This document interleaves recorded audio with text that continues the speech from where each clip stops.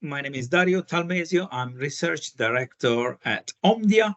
I'm here today with Colt Technologies CMO, Mizutani Yasutaka, in asking you the very first question I have, which is customer experience. So what does it mean to you, and how do you think it's changing?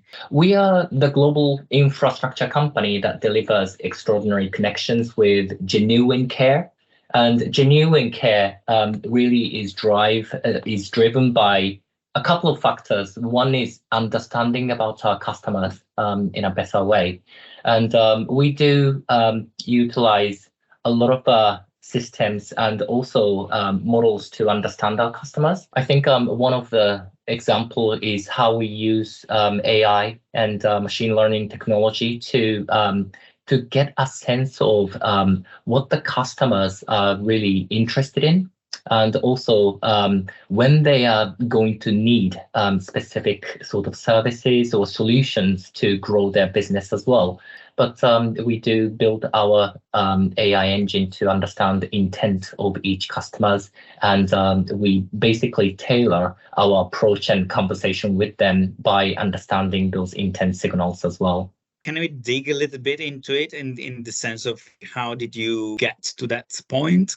Yeah, sure. I think that was about 3-4 years ago now, when I was appointed to CMO. I started to look into how we can understand our customers better by leveraging the machine learning technology. AI wasn't as big thing as it is at the moment. I think the generative AI really uplifted the positioning of the AI quite drastically. But we actually started to do that about 3+ years ago.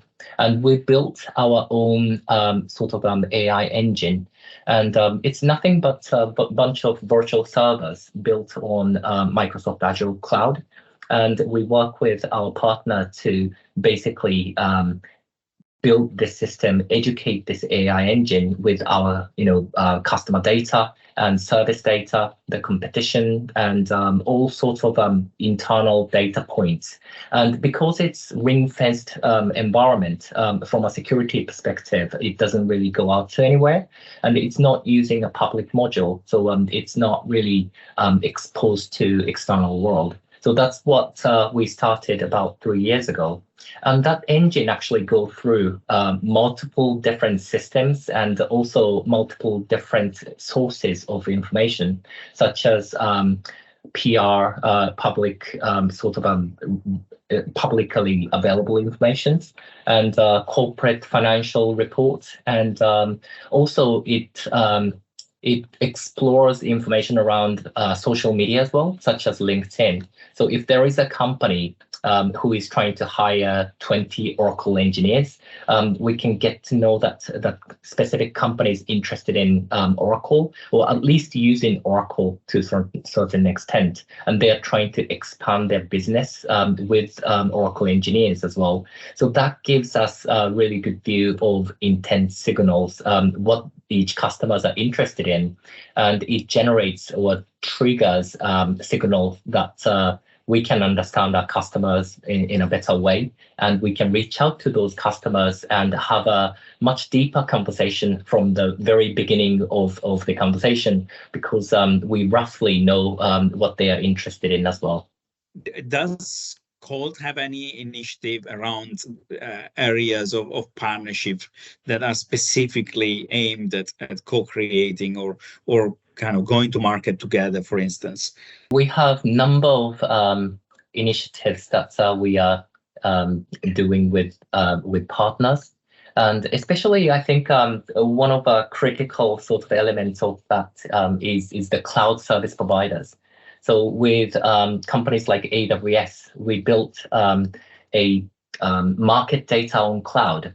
So market data gets generated from various exchanges across the world. But basically, what we're doing is to normalize and also to modify those market data and to be able to provide it from the AWS cloud that we've built as well. So I think that's one of the initiatives. And so there are multiple sort of elements of collaboration that are happening with the major cloud service providers. And Microsoft, for example, I think we are one of the very few operator connect service providers as well. So we can provide our voice solution from the cloud. I think you mentioned about one day machine talks to other machine to basically deliver the service, but it's already started to happen. If a customer of Microsoft Azure wanted to get voice connection established from the Microsoft Azure, they can actually get to choose Colt from the selection of suppliers there as well. So those sort of automated way of providing services are happening. And partners are absolutely critical to make sure that we cover some of the areas for the same customers, because at the end of the day, it's the customer's benefit that we are after. And without partnering, we're not going to be able to deliver that as well. What do you think is really happening in enterprises these days? We know there is a huge drive for digital transformation. We know there was massive acceleration.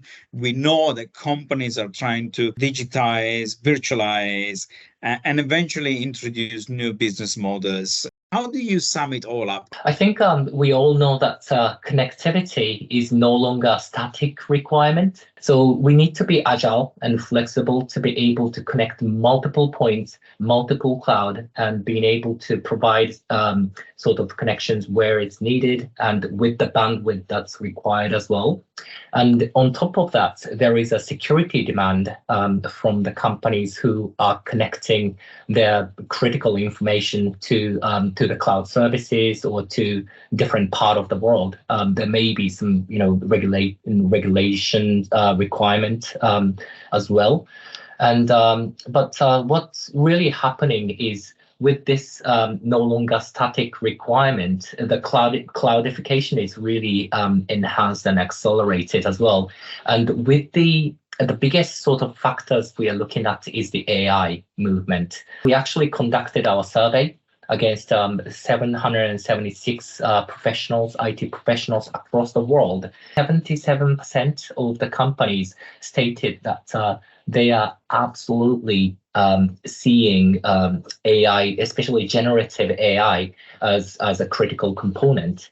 And if that's the case, they will need to somehow use their data points for generative AI to be embedded into their operations as well. So either they're going to have to connect to the cloud in order to use generative AI, or migrate the data set to the cloud so that they can run those analytics, or they can upgrade their operating model with the power of AI as well. So that's one of the movement that will most likely to happen, and that's what we started to hear from our customers. How can we actually embed AI into their operation models, and how can they connect multiple cloud in a better way? Because there are many companies that are using AWS and Google Cloud, but if they wanted to use OpenAI, they may want to connect to Microsoft Azure as well. So the multiple cloudification and also this flexible connection is getting much more popular into the next sort of era as well. Thank you very much for your time today, and looking forward to seeing you at Network X.